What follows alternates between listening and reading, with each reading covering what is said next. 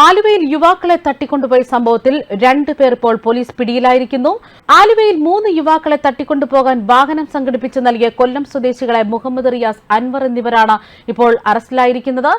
ഇരുവർക്കും ഈ തട്ടിക്കൊണ്ടുപോകൽ കേസിൽ ഗൂഢാലോചനയുണ്ടെന്നാണ് കണ്ടെത്തിയിരിക്കുന്നത്. തട്ടിക്കൊണ്ടുപോകാൻ ഉപയോഗിച്ച ചുവന്ന കാർ വാടകയ്ക്കെടുത്ത് നൽകിയത് ഇവരെന്നാണ് പോലീസ് കണ്ടെത്തിയിരിക്കുന്നത്. അതേസമയം തട്ടിക്കൊണ്ടുപോയ യുവാക്കളെ സംബന്ധിച്ചോ അല്ലെങ്കിൽ ഇവരെ തട്ടിക്കൊണ്ടുപോയവർ ആരാണ് എന്നതിനെക്കുറിച്ചുള്ള സൂചനകളൊന്നും ഇതുവരേക്കും പോലീസിന് ലഭിച്ചിട്ടില്ല എന്നാണ് വിവരങ്ങൾ. ഇക്കഴിഞ്ഞ ദിവസമാണ് ആലുവ റെയിൽവേ സ്റ്റേഷൻ പരിസരത്ത് നിന്ന് 3 യുവാക്കളെ തട്ടിക്കൊണ്ടുപോയത്. ദൃക്സാക്ഷികൾ നൽകിയ വിവരത്തിന്റെ അടിസ്ഥാനത്തിൽ ഒരാളെയാണ് തട്ടിക്കൊണ്ടുപോയതെന്നായിരുന്നു പോലീസ് എഴുതിയ എഫ്ഐആർ. എന്നാൽ കൂടുതൽ അന്വേഷണത്തിലാണ് 1 അല്ല 3 പേരെയാണ് ചുവന്ന കാറിലെത്തിയ സംഘം തട്ടിക്കൊണ്ടുപോയതായി പോലീസ് സ്ഥിരീകരിച്ചത്. പ്രതികളെക്കുറിച്ച് പോലീസിന് വിവരം കിട്ടിയിട്ടുണ്ട്. എന്നാൽ അന്വേഷണത്തിൽ 3 പേരെ ഒന്നിച്ചാണ് കാറിൽ കയറ്റിക്കൊണ്ടുപോയതെന്നാണ് പോലീസ് സ്ഥിരീകരിക്കുന്നത്. പ്രതികളെക്കുറിച്ചും തട്ടിക്കൊണ്ടുപോയ 3 പേരെക്കുറിച്ചും പോലീസിന് വിവരം ലഭിച്ചിട്ടുണ്ട്. അതേസമയം നിയമവിരുദ്ധ സാമ്പത്തിക ഇടപാടുകളിലെ തർക്കമാണ് തട്ടിക്കൊണ്ടുപോകലിന് പിന്നിലുള്ളത് എന്നാണ് സൂചന. വാഹനം വാടകയ്ക്ക് കൊടുക്കുന്നതിലെ ഇടനിലക്കാരടക്കം 2 പേരെ ചോദ്യം ചെയ്യുന്നതിനായി പോലീസ് കസ്റ്റഡിയിലെടുത്തിട്ടുണ്ട്. തട്ടിക്കൊണ്ടുപോകുന്നതിനിടെ പ്രതികൾ ഗൂഗിൾ പേ വഴി സാമ്പത്തിക ഇടപാടുകൾ നടത്തിയതായിട്ടുള്ള വിവരങ്ങൾ പുറത്തുവരികയാണ്.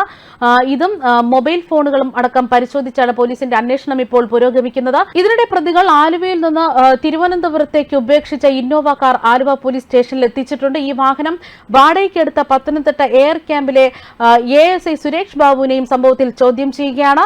വിദേശത്ത് നിന്ന് വന്ന സുഹൃത്തിന് ഉപയോഗിക്കാനാണ് ഈ കാർ വാടകയ്ക്കെടുത്തതെന്നാണ് ഈ പോലീസ് ഉദ്യോഗസ്ഥൻ നൽകിയിരിക്കുന്ന മൊഴി.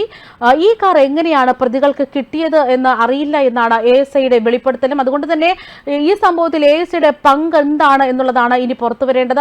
അതേസമയം പത്തനംതിട്ട എയർ ക്യാമ്പിലെ ASI സുരേഷ് ബാബു ആണ് ഈ കാർ വാടകയ്ക്കെടുത്തതിന് പിന്നിൽ തന്നെ വൻ ദുരൂഹതയുണ്ട് എന്നാണ് ഈ സംഭവത്തിൽ നിന്ന് ലഭിക്കുന്ന വിവരങ്ങൾ. പത്തനംതിട്ടയിൽ നിന്നെടുത്ത കാർ സുരേഷ് ബാബുവിന്റെ പക്കൽ നിന്ന് മുഹമ്മദ് റിയാസ് വാടകയ്ക്കെടുത്തു. അൻവർ കാർ മുഹമ്മദ് റിയാസിൽ നിന്ന് വാടകയ്ക്ക് കൊടുത്തു. അൻവറാണ് തട്ടിക്കൊണ്ടുപോകൽ സംഘത്തിന് വാടകയ്ക്ക് ഈ കാർ നൽകുന്നത്. തട്ടിക്കൊണ്ടുപോകാൻ ഉപയോഗിച്ച കാർ തിരുവനന്തപുരം കണിയാപുരത്താണ് ഉപേക്ഷിച്ച നിലയിൽ പോലീസ് കണ്ടെത്തിയത്. ഫോറൻസിക് പരിശോധനകൾക്ക് പിന്നാലെയാണ് കാർ ആലുവ പോലീസിന് കൈമാറിയത്. അതേസമയം സാമ്പത്തിക ഇടപാടാണ് ഈ തട്ടിക്കൊണ്ടുപോകലിന് പിന്നിലെന്ന് സംശയിക്കുന്നതായിട്ടാണ് ആലുവ റൂറൽ SP ഡോക്ടർ വൈഫസ് സക്സേന പറയുന്നത്. അതായത് പ്രതികളെയോ വാദികളെയോ കണ്ടെത്തിയാൽ മാത്രമേ ഈ സംഭവത്തിൽ കൂടുതൽ വിശദാംശങ്ങൾ ലഭ്യമാകൂ എന്നാണ് അദ്ദേഹം വ്യക്തമാക്കുന്നത്. അതേസമയം അറസ്റ്റിലായ പ്രതികൾ ആലുവ ജില്ലാ ആശുപത്രിയിൽ വൈദ്യപരിശോധനയ്ക്ക് വിധേയമാക്കിയിരുന്നു. കേസിന്റെ അന്വേഷണവുമായി ബന്ധപ്പെട്ട് ആലുവയിലെ പോലീസ് സംഘം തിരുവനന്തപുരത്തേക്ക് തിരിച്ചു. കൊല്ലം, പത്തനംതിട്ട ജില്ലകളിലും സംഘം അന്വേഷണം നടത്തുമെന്നാണ് വിവരങ്ങൾ. അതേസമയം ഈ കേസിൽ ഏറെ ദുരൂഹത വർദ്ധിപ്പിക്കുന്നത് ഇതുവരെ തട്ടിക്കൊണ്ടുപോയവരുടെ ബന്ധുക്കൾ ആരും തന്നെ പരാതിയുമായി രംഗത്തെത്തിയിട്ടില്ല. ഇതാണ് ഈ സംഭവത്തിലേറെ ദുരൂഹതയ്ക്കിടയാക്കുന്നത്. അതേസമയം ASIക്കെതിരെ ഇപ്പോൾ വകുപ്പുതല അന്വേഷണം ഉണ്ടായിരിക്കുകയാണ്.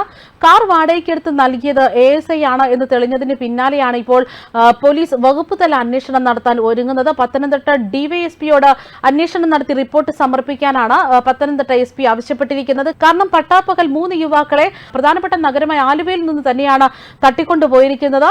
എന്നാൽ ഇതിന് പിന്നിൽ ഒരു പോലീസ് ഉദ്യോഗസ്ഥന്റെ പങ്കുണ്ട് എന്നുള്ളത് തന്നെയാണ് ഈ സംഭവത്തിലേറെ ദുരൂഹത ഉണർത്തുന്നത്. മാത്രമല്ല 3 യുവാക്കളെയാണ് കാണാതായിരിക്കുന്നത്. ആരാണ് ഈ 3 യുവാക്കൾ? അല്ലെങ്കിൽ ഈ 3 യുവാക്കളെ തട്ടിക്കൊണ്ടുപോയ വാഹനം ആരുടേതാണ്? ഈ വാഹനത്തിലുള്ളവർ ആരാണ്? എന്തിനാണ് ഇവർ തട്ടിക്കൊണ്ടുപോയത്? ഈ തട്ടിക്കൊണ്ടുപോയവരെ ഉപേക്ഷിച്ചിട്ടുണ്ടോ? നിലവിൽ ഇവരുടെ ബന്ധുക്കൾ ആരാണ്? എന്നിങ്ങനെയുള്ള നിരവധി സംശയങ്ങൾ തന്നെയാണ് ഇവിടെ നിൽക്കുന്നത്.